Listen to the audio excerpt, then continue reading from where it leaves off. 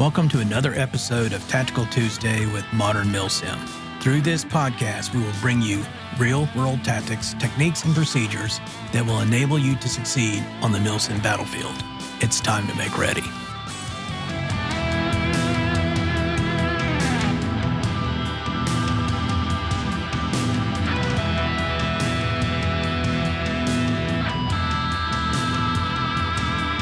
Hello, and welcome to Episode 7 of Tactical Tuesday with Modern Milsim. As always, I am your host, Craig White. Thank you for being here. Now, today we're going to talk about saws, LMGs, and how to use both of them effectively on the Milsim battlefield. During this episode, we will discuss tactics, techniques, and procedures to achieve overmatch in engagements against the enemy. So let's get to it. So what are saws and LMGs? Well, a saw is an acronym that is short for Squad Automatic Weapon. LMG is an acronym that is short for Light Machine Gun. Although both weapons are capable of sustained automatic fire, a saw is chambered in lighter calibers such as the 5.56 millimeter round and typically is capable of higher rates of fire than the LMG. Examples of saws are the M249, the RPK, the L85, the M27 IAR, and the MG36. Now, as opposed to the saws, most LMGs are chambered in heavier calibers such as a 7.62 millimeter or 30 caliber rounds and are capable of slightly lower rates of fire. LMGs are also sometimes categorized as general purpose machine guns. Examples of LMGs are the M60, the MG42, the BAR, the FN Mag, the MG3, the HKMG5, the M240, the M240 Bravo, and the PKM. Now, the saw is organic to infantry squads and fire teams. Usually at least one member of the fire team is a saw gunner. It is the backbone around which the fire team and by extension the squad's firepower is based. This weapon is one which can be effectively employed in both offensive and defensive operations from the bipod or shoulder position. Although the saw can be employed from the hip or underarm position, it is far less accurate and precise from those positions. As such, it should only be fired from the hip or under the arm when a high volume of fire is needed immediately and where the gunner does not have time to use a bipod or aim from the shoulder. Now, the light machine gun is typically organic to the platoon, but can be attached by the platoon leader to individual squads. These weapons, with their higher caliber rounds and increased weight, are typically employed in support by fire positions on the offense or in defensive positions. Although this podcast episode will focus on the effective use of saws and LMGs, some Milsim event organizers also allow the use of heavy machine guns. Heavy machine guns are crew-served weapons that typically fire much heavier caliber rounds such as the 50 caliber or the 12.7 millimeter. Examples of HMGs or heavy machine guns are the Browning M2, which is often referred to as the Modus, and the DHSK, which is also referred to as the Dushka. Because of their weight, heavy machine guns are typically used in a defensive role, unless they are mounted on armored fighting vehicles or technicals.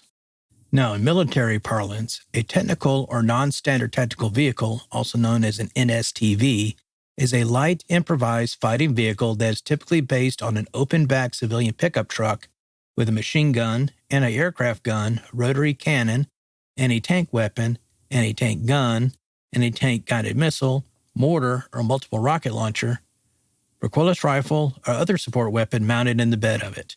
An example of a technical is the Nissan pickup trucks used by ISIS in Syria. So getting back to the discussion of saws and LMGs, these weapons are typically the squad's highest casualty-producing weapon. They provide the heavy volume of accurate and sustained fire needed to achieve fire superiority. They are also the fire team, squad, and platoon's most effective weapon against dismounted enemy troops. A belt-fed saw or LMG can continue to provide suppressing fire for a much longer period of time than a rifleman. Now, on the Milsim battlefield, there's really little significant difference between an LMG and saw gunner. Most airsoft replicas, including LMGs and saws, are all chambered for 6mm plastic BBs. As such, both are employed in a similar fashion.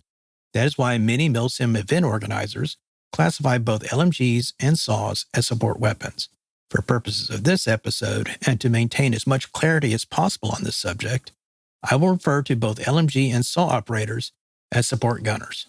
So what makes someone an effective support gunner? Well, if you're using a support weapon to spray BBs all over the battlefield, you're not an effective support gunner. Instead, a support gunner needs to use his weapon's rate of fire in support of his buddies in the fire team or squad to achieve their objectives. He does this by achieving fire superiority over the enemy, by suppressing enemy positions, and when the opportunity presents itself, to destroy the enemy. If you're going to be a support gunner, you really have to understand one central concept. You are not there to eliminate single players on the Milsim battlefield. Instead, your role is to provide suppressing fire to keep the enemy pinned with their heads down. Doing so degrades the enemy's situational awareness and makes it easier for other members of the fire team or squad to eliminate them. If you happen to eliminate a few players, that is great, but it should not be your focus. Now, one of the primary basic skills of a support gunner is his or her ability to consistently achieve accurate and precise fire on the enemy during combat operations. So what does this phrase mean? Well, accuracy refers to the support gunner's ability to hit a desired target point of aim. Precision refers to the ability to group rounds tightly on the desired point of impact. In other words, accuracy is the ability to hit a target with one or more rounds. Precision is the ability to put a tight group of multiple rounds on the desired point of impact. It is the size of the grouping of multiple rounds on target as opposed to simply hitting the target. And finally, consistency is the support gunner's ability to repeatedly achieve accurate and precise fire on the target. In order to be effective, support gunners need to hone their skills to the point where they can consistently put multiple accurate and precise rounds on the enemy. It is not simply volume of fire that suppresses the enemy. It is the accuracy and precision of the fire that accomplishes that purpose. Rounds need to impact close to the enemy to effectively suppress them. The enemy must believe that the support gunner's fire is accurate and precise enough that if he exposes his head from behind cover, it is going to be shot.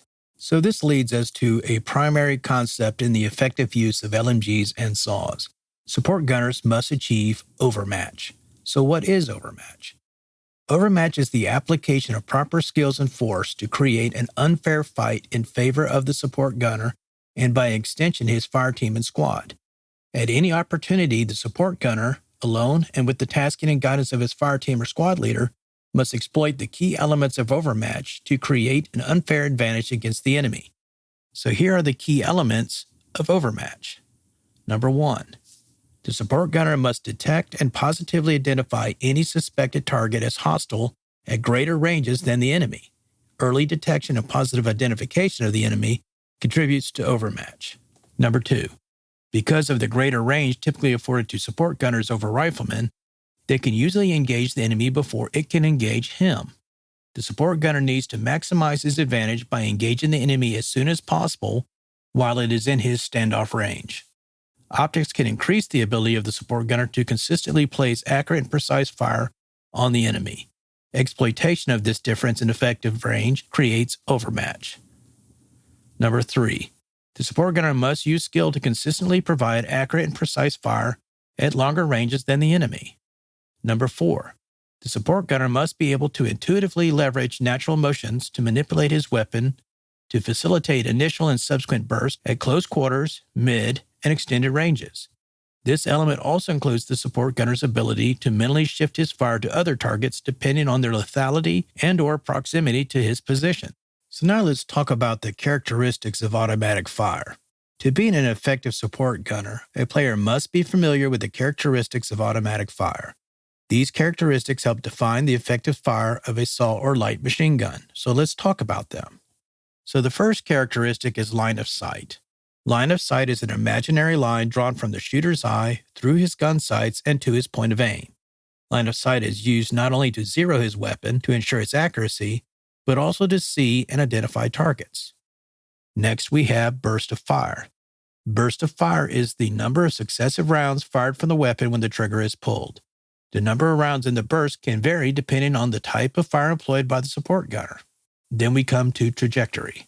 Trajectory is the path of the BB from where it leaves the muzzle of the weapon until its point of impact. Because 6mm BBs are round and typically weigh less than 1/3 of a gram, their trajectory can be affected by both wind and by gravity, depending on whether the hop-up unit is properly adjusted. As the range increases, the trajectory of the BB will likely curve slightly up before curving down to the ground. Now, closely related to trajectory is maximum ordnance. Although this factor is much more important with real, live fire, it does have some impact on the employment of support weapons in Milsim events. The maximum ordnance is the highest point above the line of sight the trajectory of the rounds reach between the weapon's muzzle and the base of the target. Like trajectory, the maximum ordnance changes with range.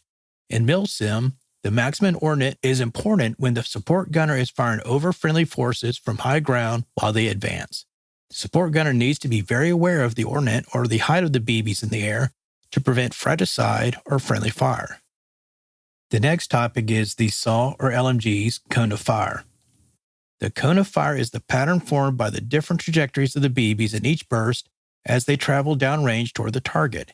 It is basically the spread of the BBs as they move toward the target. So this brings us to the beaten zone, beaten as in B-E-A-T-E-N. Now the beaten zone is somewhat of an unusual concept. The beaten zone is the oval-type pattern formed by the burst of BBs when they strike the ground or the target. The length or breadth of the beaten zone will change depending on the range to the target and the slope of the terrain surrounding the target. As range to the target increases, the beaten zone should become rounder and shorter, more like a circle. As the range increases, the beaten zone pattern should become longer and narrow, like an oval or cigar shape. For upsloping terrain at the same range, the beaten zone becomes shorter but maintains the same width.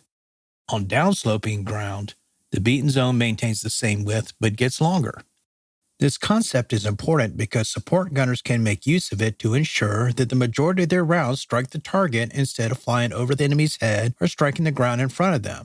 For milsim purposes, the simplest way to do this is to hold low so that the point of aim is on the lower third of the target. When approximately 80% of the rounds from a burst strike the target, that is considered the effective beaten zone. So let's do an example of how a support gunner would need to take into account these various characteristics of automatic fire to hit a target. Obviously, it would be easier for him to hit a nearer target than one that is further away. The size of the cone of fire while BBs are traveling in the air make it likely that he can hit the target. The beaten zone is not really a factor because the target is well within the SAW or LMG's range and would not yet be falling toward the ground. The support gunner also needs to take into account maximum ordnance, depending if the hop unit is set to apply a great deal of hop to the BBs. In that instance, he'd probably want to hold low to ensure that the burst does not travel over the target instead of hitting it. Now, for targets at longer ranges, the beaten zone becomes a much more important issue. At longer ranges, the BBs are likely to begin their descent to the ground and create a beaten zone. The support gunner must consider not only the size of his cone of fire, but also the shape of the beaten zone where the BBs will land. If the target is on an uphill slope, the beaten zone will be shortened. As such, he may need to fire a longer burst to create a thicker beaten zone and to hold a little higher to make sure the target is in the beaten zone where the BBs fall. So now it's time to move on to the next topic in this episode: classification of automatic weapons fire. The United States Army classifies automatic weapons fire with respect to the ground, the target, and the weapon. Now, there are three types of automatic fire that is classified with respect to the ground. They are dead space, grazing fire, and plunging fire. Now, dead space is terrain that prevents a target from being engaged from a fixed position. As discussed in our first two episodes of this podcast, dead space is an area that cannot be seen directly, nor can be fired upon with direct fire weapons. This dead space can be created by folds and depressions in the earth or other terrain that obscures line of sight. Dead space essentially represents areas where automatic fire is not effective. So then we have grazing fire. Grazing fire is where the center of the cone of fire does not rise more than 1 meter or 3 feet above the ground. Grazing fire is typically employed as final protective fire in the defense of a friendly position and is only really effective on level or uniformly sloped terrain. The point of grazing fire is to mow down enemy at approximately waist height. Obviously, dead space located along the path of grazing fire, especially depressions in the ground, defeat grazing fire because the cone of fire can pass over the enemy located in such depressions. Similarly, rises in terrain can act as a cover or drastically shorten the effective range of grazing fire by blocking or absorbing rounds that strike it. Remember, grazing fire only applies where the terrain allows the center of the cone of fire to be uniformly 1 meter or 3 feet above the ground. Now, the last classification of automatic fire that is based on its relation to terrain is plunging fire. Plunging fire occurs when there is little or no dead space from the muzzle of the weapon to the beaten zone. Plunging fire occurs when the weapon is fired at long range, when it fires from high ground to a target on low ground, when firing at a target on abruptly rising ground, or while firing across uneven terrain that results in the loss of grazing fire at various points along the center of its cone of fire. So now we're going to move on to the classification of automatic fire with respect to the target. Types of fire in this category are enfilade, frontal, flanking, and oblique fire. Unlike grazing fire and plunging fire, which are determined by terrain, enfilade, frontal, flanking, and oblique fire are determined by how the enemy formation presents itself to the support gunner. So let's start by defining enfilade fire. Enfilade fire occurs when the long axis of the cone of fire, or beaten zone, coincides or nearly coincides with the long axis of the target.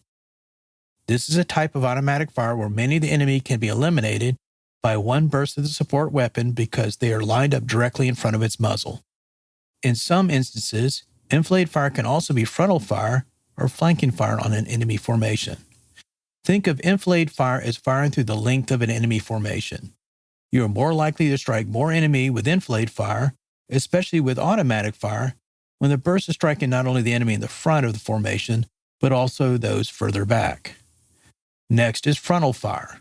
Frontal fire occurs when the long axis of the cone of fire or beaten zone intersects at a 90-degree angle with the front of the enemy formation. This type of fire is preferred when engaging a file or column formation because the long axis of the formation coincides with the fire from the support gunner. This increases the likelihood of eliminating the enemy force in one or two bursts. Frontal fire is less effective against enemy in a line formation because the majority of the support gunner's fire falls in front of or behind the enemy, and he must traverse his weapon to engage the remaining enemy in the formation. So when a support gunner fires at the front of a file or column formation, not only is the column receiving fire from its front, but the support gunner is also delivering enfilade fire because his cone of fire coincides with the length of the target through the depth of the formation.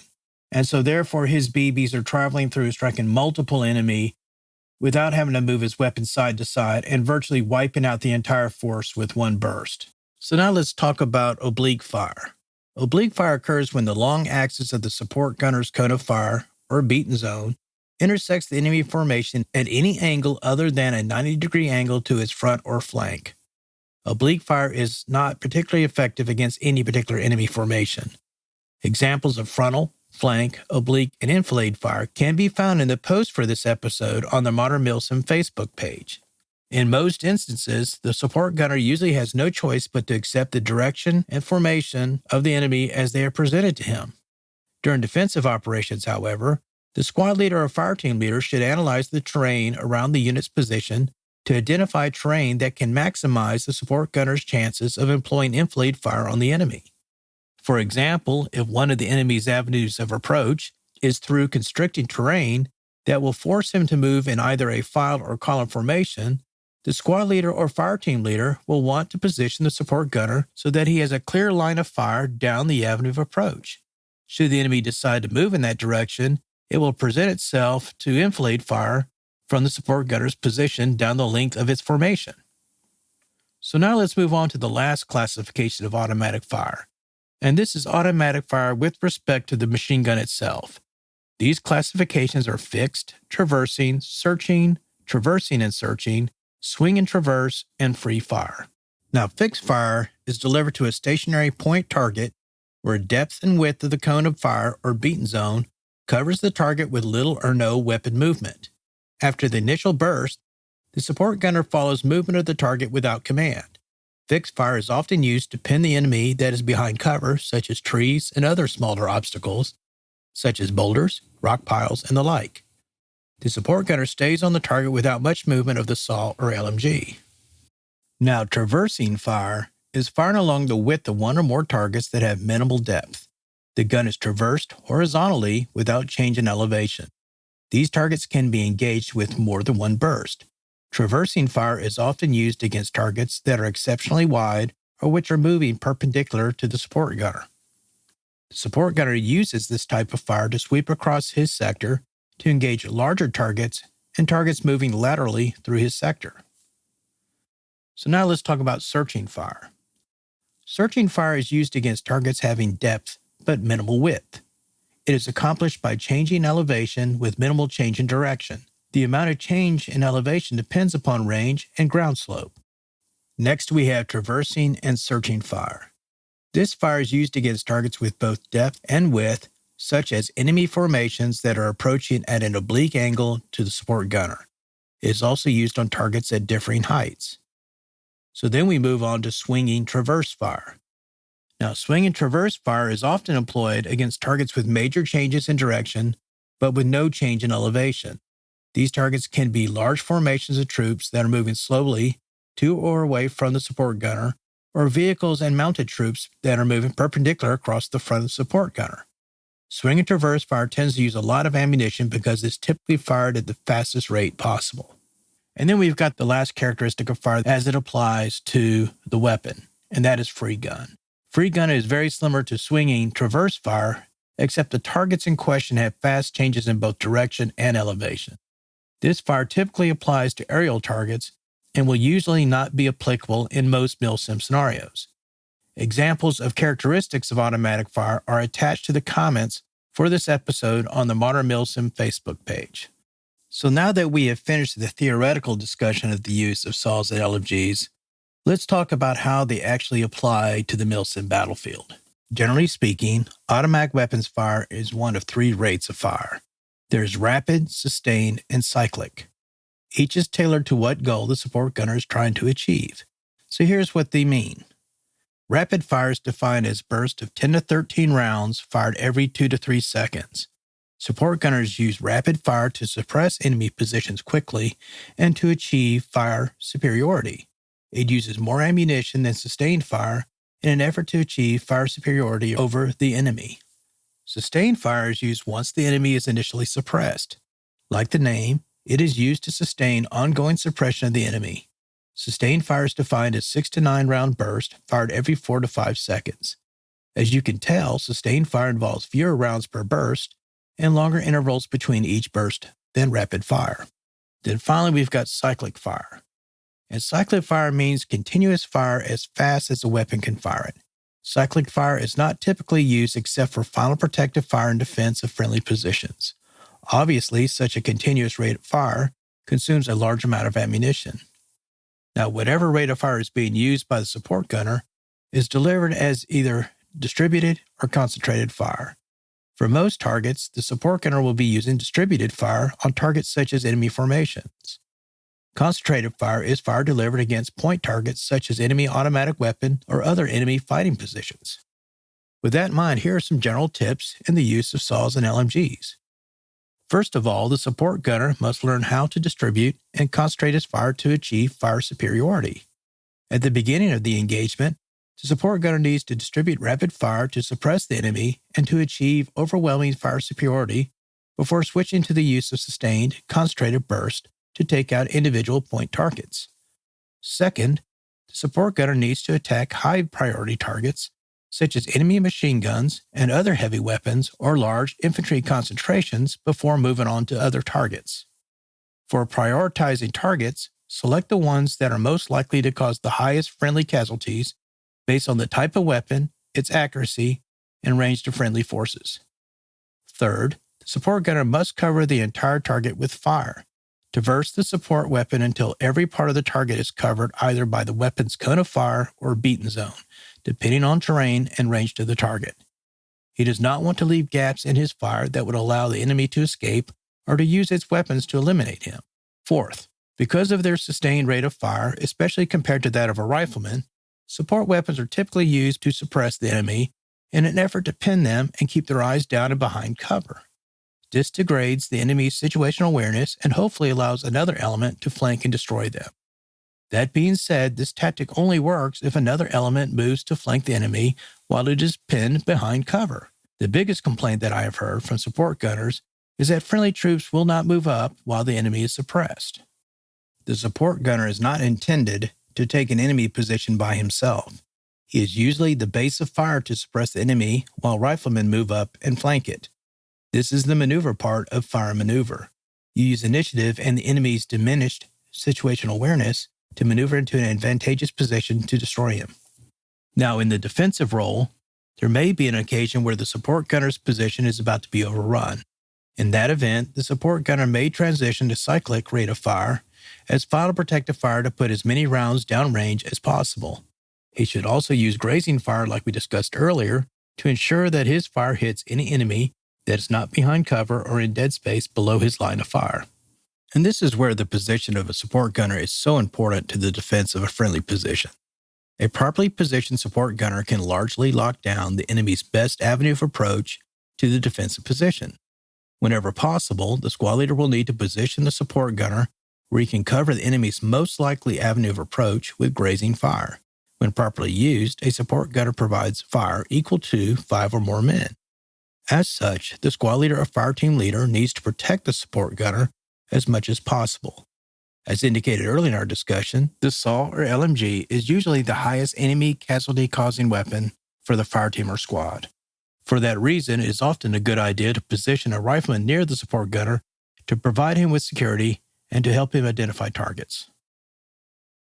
Now let's talk more specifically about the use of SAWs and LMGs on the offense. Unlike heavier machine guns, SAWs and LMGs on the Milsim battlefield can use assault fire when in close combat. Assault fire is performed by the support gunner while firing the weapon from the shoulder or hip. Obviously, firing the weapon from the shoulder is clearly more accurate because the support gunner can point fire at closer distances and uses gun sights to engage targets at longer ranges. The support gunner can also engage enemy from a defilade position.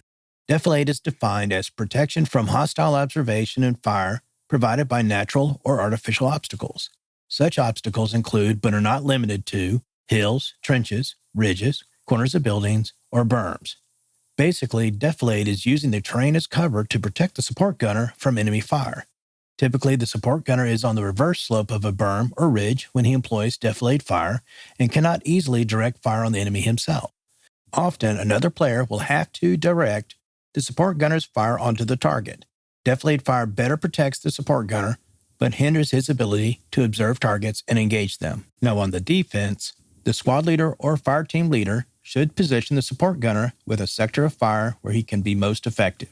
Typically, this is the most likely enemy avenue of approach.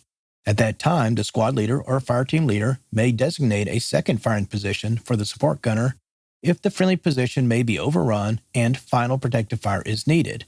Quite often, the support gunner will be assigned a secondary sector of fire corresponding to the enemy's second most likely avenue of approach. Now, although the squad leader and fire team leader can give oral commands to support gunners to control their fire, hand signals can be very helpful in giving commands to the support gunner in loud environments or when stealth is necessary.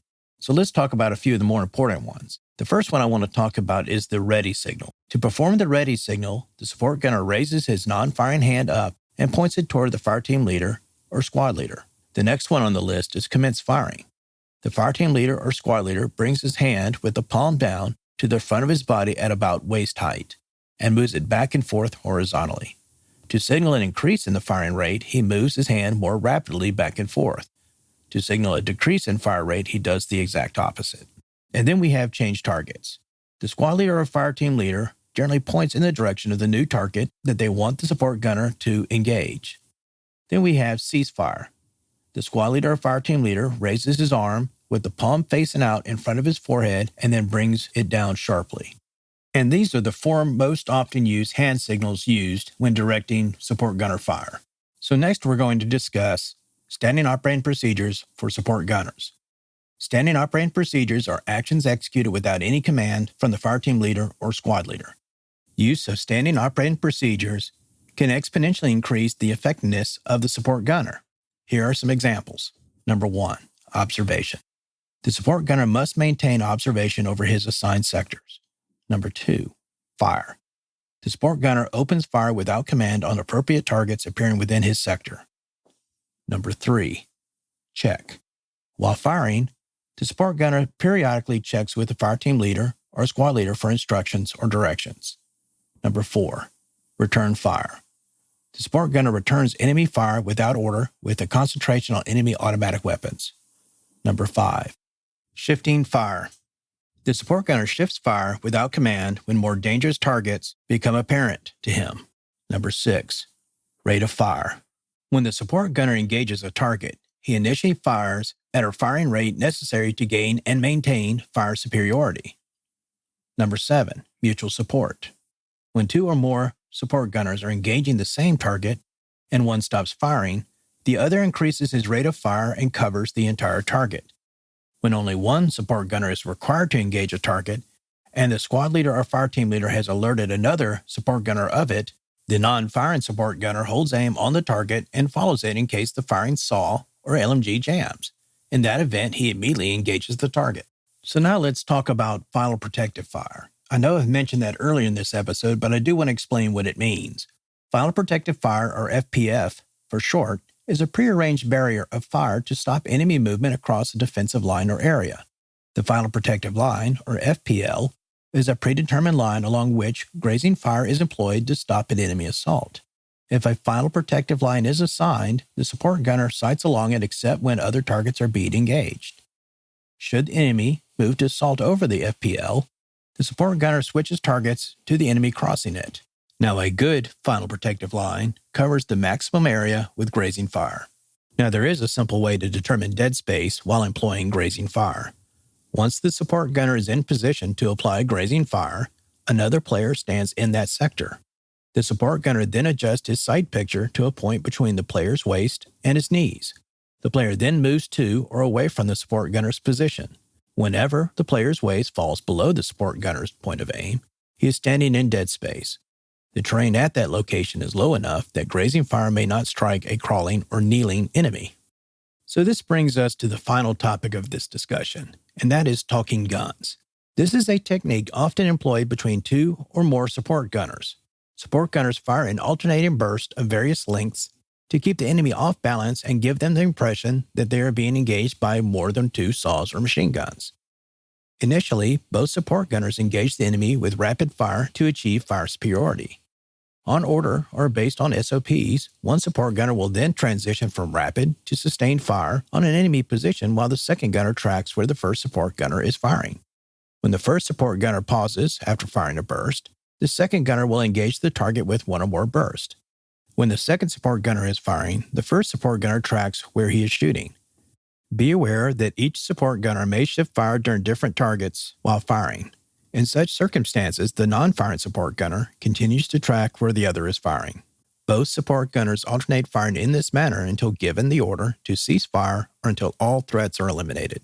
This method of employing saws and LMGs and/or other crew-served automatic weapons also allows for one support gunner to reload while the other is firing. This technique is highly effective on the Milsim battlefield. However, it requires experienced support gunners to perform it effectively. Each support gunner has to work off the actions of the other to give the enemy the impression that there are more than 2 guns engaging them. So these are some of the basic tactics, techniques, and procedures for the effective use of saws and LMGs on the Milsim battlefield. Now next week, we're going to discuss how to set up and effectively execute ambushes. Now, if you have any topics you would like to see covered in future episodes of Tactical Tuesday, please let us know by posting it on the Modern Milsim Facebook page. I'm always interested in your input. If it's not one of the topics we are already planning to cover, we will likely add it to the list. If you like this podcast, please subscribe to Apple Podcast, Spotify, and Google Podcast, as well as many others. And again, thank you for your support, and I'll see you at our next episode.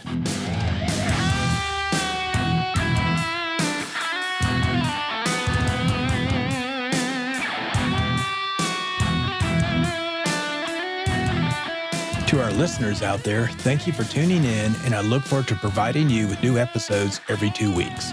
If you like what you're hearing on this podcast, please subscribe and provide us with a review. We want to know what you like and how we can improve.